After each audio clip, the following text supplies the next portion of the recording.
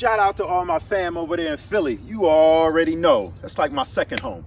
But anyway, anywho, one thing I absolutely dislike and hate talking about is rappers getting locked up, incarcerated, and falling victim to violence. Now, in this situation right here, rapper AR-Ab from Philly, he recently, just this week, just a couple days ago, got sentenced to 45 years in prison.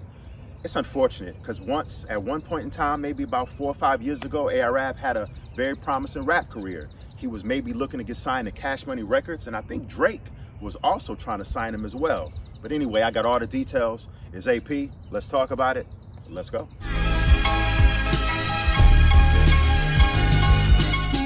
Now, let me preface this. This is not my words per se. Everything in this is not my words. I'm getting this directly from the Philadelphia Inquirer. That's right. A federal judge sentenced 38-year-old rapper AR-Ab, real name Abdul West, to 45 years in prison, a staggering sentence for the tough-talking kingpin convicted in 2019 of turning the record label he founded, OBH, Original Block Hustlers, into a large-scale North Philadelphia drug trafficking organization implicated in at least one homicide.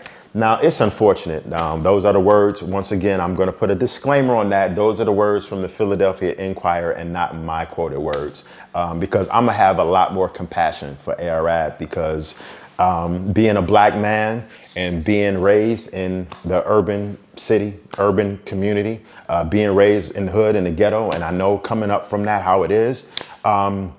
I'm not here to defend anything that happened because, for full disclosure, I don't know I didn't read the full transcripts from the case, and I don't know everything that transpired. But what I will say is that I hate any black man being locked up. I can't even begin to imagine what that's like being in a cell. I can't even imagine that. The only way I can even comprehend that is when I was in college and we were in a college dorm and our dorm rooms were personally built by the actual individuals who build prison cells. And that's just because, back years ago, they wanted someone to build our college dorms. And those are the people that they had model our dorms by in college were from people that actually were building the prison cells so they could fit as many students in as possible. And, it's just crazy. I feel for him. I feel for AR-Ab. He, like I said at the top, he had a buzz that was so strong a couple years ago. And he was getting ready to be put on. He was getting ready on the verge of being a superstar. And on top of that, AR-Ab is lyrically gifted. He's a polished, he's a very good MC. And I just fell for him. And it's just sad. One of his affiliates is one of my favorite rappers. His name is Dark Low. And Dark Low is currently out on bail. He's facing some, like a 10-year sentence right now for witness tampering. So it's something that's real. It's something that's real. And, you just feel for these dudes. It's something that's real. And, me being a black man, I just feel for these dudes because, hope is something that is not taught by parents to every child. Luckily, I had a mother in my life that taught me about hope, taught me about faith, and taught me about the way to go about life without having to go down the avenue of becoming a crook. There's more to life than just hustling and selling drugs and seeing it out of the eyes as a kid of what you see in your neighborhood. Everybody is not instilled with that. So I don't blame, AR-Ab for some of the things that he had to do, or some of the things that he had to go through. It's only one decision that could have possibly separated me from AR-Ab. I mean, let's just keep this 1,000. Let's keep it a buck here. I'm about to get real with this because, it's only, it was only luck and the fact that I was raised the right way and the fact that God basically directed my path. And it's just sad to see, these rappers just have one foot in and one foot out. And on the flip side to that, it's sad to see, these up and coming rappers who get killed and get murdered. Just think about how many people that we looked up to and listened to and watch visually on TV would still be here and would still be alive right now in 2021 if it wasn't for some illegal dealings that they were still doing in the streets, or whether they wouldn't have got murdered. I mean, we can name everybody from Scott LaRock, who used to be, in Boogie Down Productions in the 80s, who got murdered. Let's go to Biggie and Pac, who got murdered, senselessly murdered.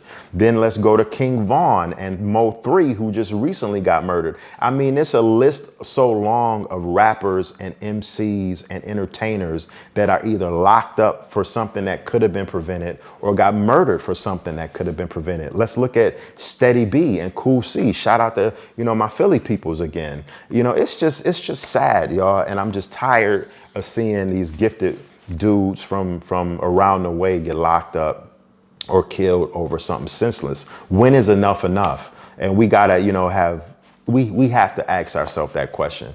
And at the end of the day, I feel like, we have to have the infrastructure within our own community, to make sure we pulling kids out of that trife life, out of the streets, being mentors, being fathers, just being there for these black boys, because it's real out here. It's real.